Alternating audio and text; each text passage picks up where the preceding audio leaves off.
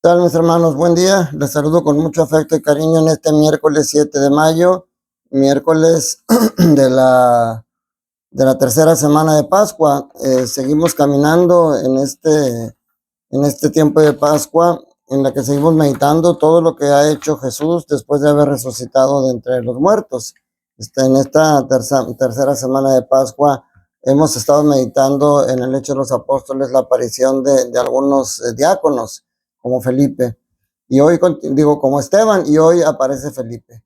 Pues bueno, les doy la bienvenida a este su rincón del diácono y vamos a empezar a meditar la palabra de Dios. La primera lectura de hoy es Hechos de los Apóstoles, capítulo 8, versículos del 1 al 8.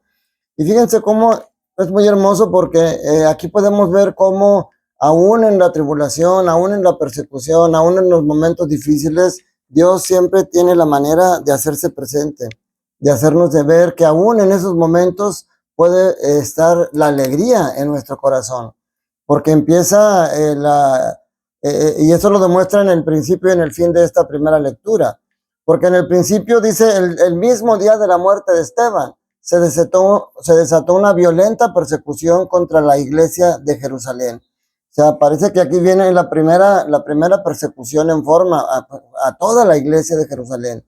Hace presencia Saulo ya ahí haciendo estragos.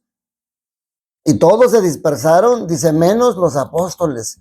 Y aquí el primer punto de cómo Dios, cómo Jesús, aún en el momento de adversidad, puede sacar cosas buenas.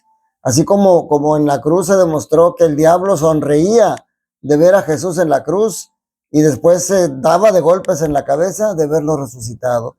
Porque de lo malo Jesús puede sacar cosas buenas. Y hoy de esta persecución, después de que mataron a Esteban y empiezan a perseguir encarnizadamente a toda la iglesia de Jerusalén, se dispersan, pero se dispersan y a donde quiera que van siguen predicando. O sea, esta persecución hizo que la palabra de Dios se esparciera en muchas partes más. Hoy nos presenta a Felipe, diácono, en Samaria también llevando la palabra de Dios y haciendo obras y signos, porque Jesús lo prometió, que las palabras iban a estar acompañadas por obras y signos. Mientras por un lado Saulo causaba estragos metiendo en la cárcel a los cristianos, Felipe llevaba alegría al llevar la predicación y al llevar obras. Dice, Felipe bajó a la ciudad de Samaria y predicaba ahí a Cristo. La multitud escuchaba con atención lo que decía Felipe, porque habían oído hablar de los milagros que hacía y los estaban viendo. O sea, también allí hizo Felipe milagros. Dice, de muchos poseídos salían los espíritus inmundos lanzando gritos y muchos paralíticos y lisiados quedaban curados. Es lo que yo les menciono en los bautizos cuando hablamos de la intercesión de los santos, cuando invocamos la intercesión de los santos por el cuidado de los niños. Les digo que aunque nos ataquen a nosotros diciendo que está mal que tengamos la presencia de los santos, el Evangelio, la Escritura está llena de ejemplos, no solamente a los apóstoles, sino a los diáconos, incluso cuando mandó a los 72 de dos en dos, ellos también hacían esos milagros, la misma obra de Jesús. La diferencia es que lo hacían no por su propio poder, sino por el poder de Jesús. Y eso es lo que nos queda claro a nosotros el día de hoy, que los santos a los cuales les pedimos que intercedan por nosotros, ellos interceden y logran que Jesús nos haga el milagro que buscamos. Pero no son ellos los que tienen el poder. Y así como empieza diciendo este pasaje de la gran persecución que había y de la angustia que podía ocasionar, dice, esto despertó gran alegría en aquella ciudad. O sea, aún en los momentos de persecución, la alegría está ahí presente. Y en el Evangelio de San Juan, capítulo 6, versículos de 35 al 40. Fíjense cómo aquí el Señor empieza a dar ya esbozos de quién es Él. Lo que pasa es que la gente quería buscar señales y las señales las estaban viendo.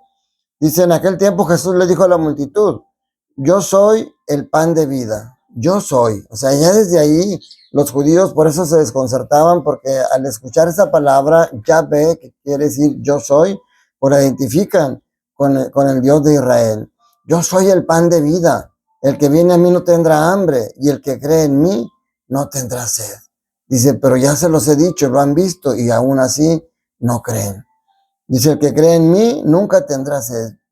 Dice, todo aquel que me da el Padre viene hacia mí, y al que viene hacia mí, yo no lo echaré fuera, porque he bajado del cielo. Fíjense, esto es hermoso. He bajado del cielo, no para hacer mi voluntad, sino la voluntad del que me envió. Nosotros siempre decimos en el Padre Nuestro, hágase tu voluntad en la tierra como en el cielo, y sin embargo siempre queremos que se haga nuestra voluntad.